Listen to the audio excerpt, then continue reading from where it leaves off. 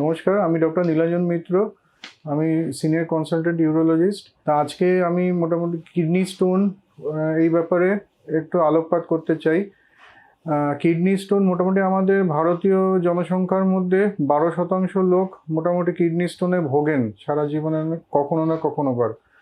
তার মধ্যে অনেকেই আর কি বোঝেন না যে তাদের স্টোন হয়েছে। যখন সেটা ধরা পড়ে তার মধ্যে 50% লোকের কিডনি খারাপ হয়ে যায়, হয়তো কিডনি বাদও দিতে হয়। সে কারণে আগে থেকে যদি একটু জানা যায় যে কিডনি স্টোনটা কী ব্যাপার, কী কী প্রবলেম হতে পারে, তার কী কী প্রিভেনশন নেবার কীভাবে আমরা সেখান থেকে সেটা যাতে না হয় তার সেটা প্রতিরোধ কীভাবে করতে পারি আর কিভাবে তার ট্রিটমেন্ট হতে পারে, তাহলে অনেকের অনেক উপকার হয়। তা কিডনি স্টোন মোটামুটি অনেক টাইপের হয়।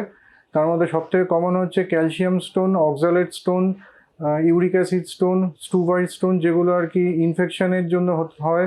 এগুলো হচ্ছে মেন টাইপ কিডনি স্টোনে। এছাড়াও কিছু ওষুধ খাওয়ার জন্য কিডনি স্টোন হতে পারে, আরও অনেক জেনেটিক প্রবলেমে কিডনি স্টোন হতে পারে। তা মোটামুটি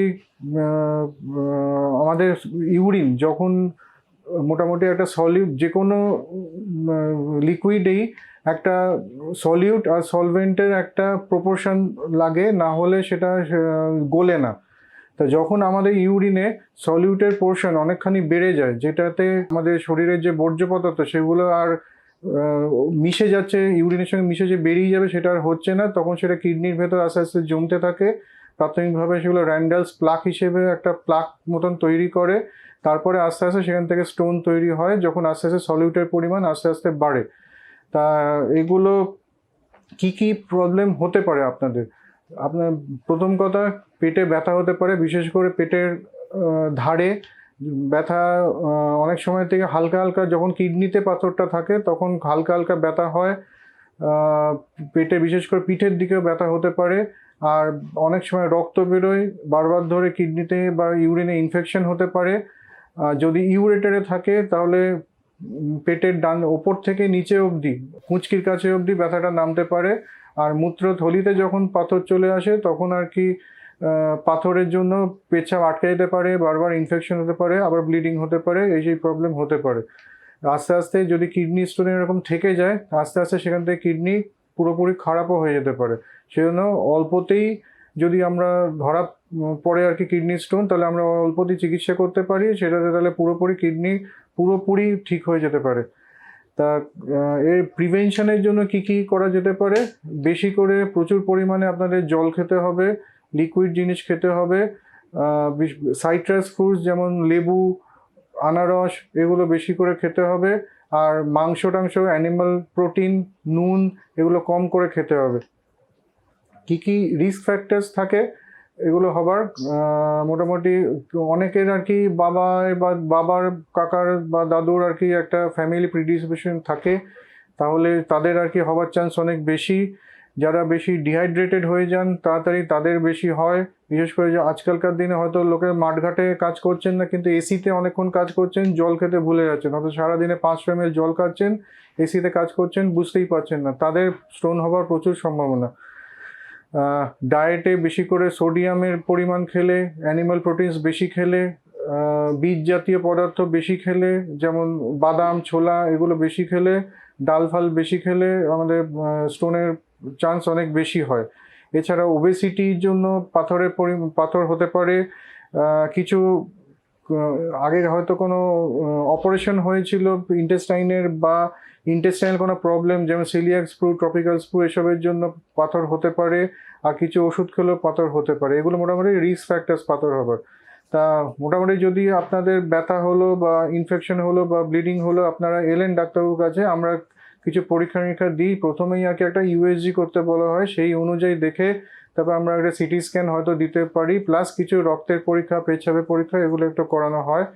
তা যদি আর কি দেখা যায় তাতে যে পাথর ছোট থাকে, পাথর যদি মোটামুটি 6 থেকে 8 মিলিমিটারের মধ্যে থাকে, তাহলে অনেক সময়তেই সেগুলো আর কি ওষুধের দ্বারা বা জল খেয়ে বেরিয়ে যায়। কিন্তু যদি পাথর আর কি 6 থেকে 8 মিলিমিটারের ওপরে থাকে, তাহলে কিছু না কিছু আমাদের ইন্টারভেনশন দরকার পড়ে। যেমন পাথর যদি মোটামুটি 1 সেন্টিমিটারের মধ্যে থাকে, তাহলে আমরা বাইরে থেকে মেশিনের সাহায্যে এটাকে ভেঙে দিতে পারি। 1 থেকে 1.5 সেন্টিমিটারের মধ্যে পাথরও আমরা ভেঙে দিতে পারি। আমাদের একটা হাউন্সফেল্ড ইউনিট বলে পাথরের একটা কতখানি হার্ডনেস আছে সেটা মাপা হয় সিটি স্ক্যানের মাধ্যমে। সেই দেখে আমরা বাইরে থেকে মেশিনের সাহায্যে ভেঙে দিতে পারি, তাতে কোনো কাটা ছেঁড়া রক্তপাত কিছু লাগে না।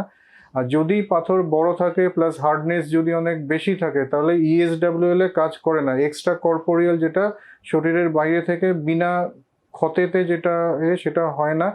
তার জন্য আমাদের কিছু ইন্টারভেনশন করতে হয়, যেটা শরীরের ভেতর দিয়ে করতে হয়। অনেক সময়তে আমরা RIRS বলে করি, যাতে আর কি শরীরে কাটাছেঁড়া কিছু হয় না। পেচ্ছাবের রাস্তার ভেতর দিয়ে আমরা স্কোপ ঢুকিয়ে, ফাইবার অপটিক স্কোপ ঢুকিয়ে কিডনি অবধি গিয়ে ভেতর দিয়ে আর কি পাথরগুলোকে ভাঙতে পারি।